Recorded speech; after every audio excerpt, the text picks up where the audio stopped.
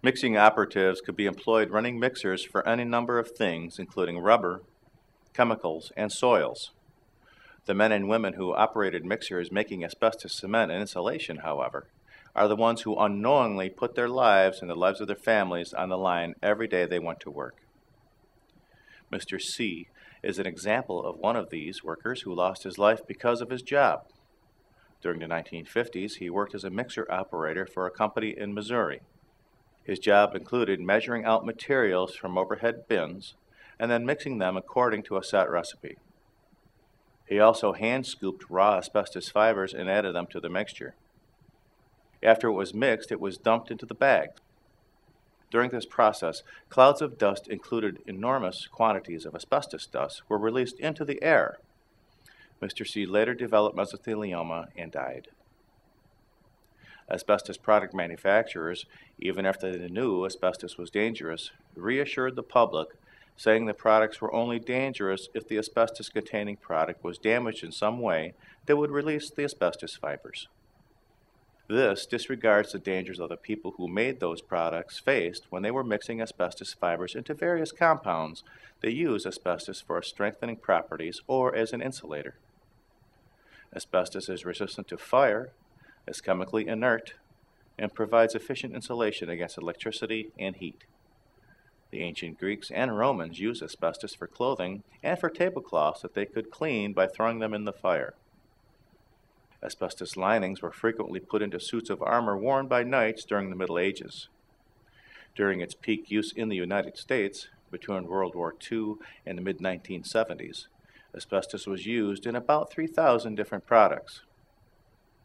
Asbestos fibers separate easily, and when they are disturbed, they slough off tiny fibers of asbestos dust.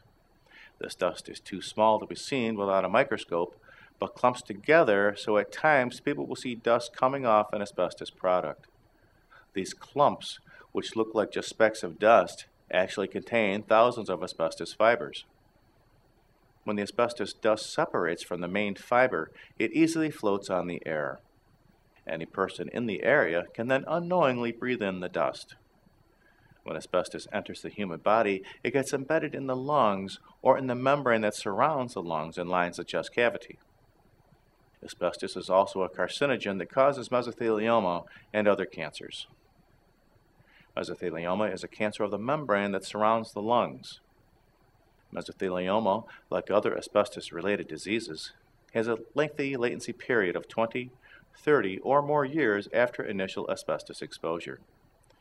The first symptom of mesothelioma is mild shortness of breath during exercise. Over time, the problem becomes worse until the mesothelioma sufferer experiences severe chest pain and can't get a full breath of air even at rest.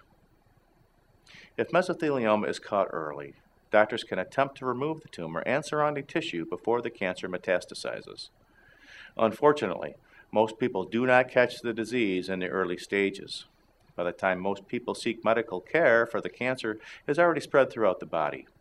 At this point, doctors have the person complete chemotherapy and radiation treatment, sometimes in conjunction with surgery, to try to slow the growth of the cancer. There is no cure for mesothelioma, and although there are now drugs specifically designed to fight mesothelioma, as opposed to general anti-cancer drugs, the mortality rate is still very high. Few people live more than 2 years after first being diagnosed with mesothelioma. Thank you for watching. This video was produced by Asbestos.Net, a leading resource on all aspects of asbestos and mesothelioma. Our priority is to inform victims about the devastating effects of asbestos exposure, mesothelioma, asbestos cancer, asbestosis, and other asbestos-related diseases, and to advise them with a wealth of information. Individuals whose lives have been touched by mesothelioma have numerous questions and concerns. Their caregivers and family members also need accurate, reliable information. If you or a loved one have been diagnosed with mesothelioma or asbestos cancer and need more information, we invite you to visit and explore the thousands of pages of oncologist-reviewed material on Asbestos.Net, to call our convenient toll-free number shown below and speak with a mesothelioma specialist, or to use the simple contact form found at Asbestos.net to request a free copy of our informative books, custom inserts, and DVD. Asbestos.net, information and help for patients and families.